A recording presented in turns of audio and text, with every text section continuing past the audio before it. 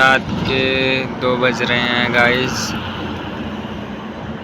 Road के किनारे हूँ।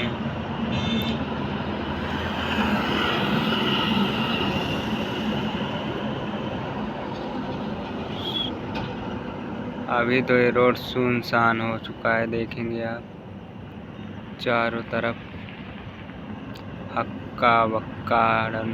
एक ट्रक का अलग ही रौल भौकाल है, क्योंकि इनका रात का जान लो भौकाल है। ट्रक के लिए रात का जान लो रात देख रहे हैं भैया, माला माल गाड़ी जाती हैं।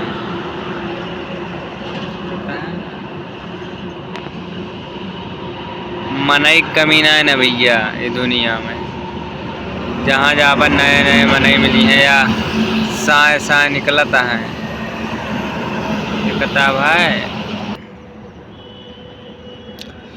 कुछ पावे ना कुछ खोए पड़त भैया, कऊ रात कऊ दिन कऊ सार जागे पड़त है, तो फिर भैया इतिहास में नाम दर्ज होता है।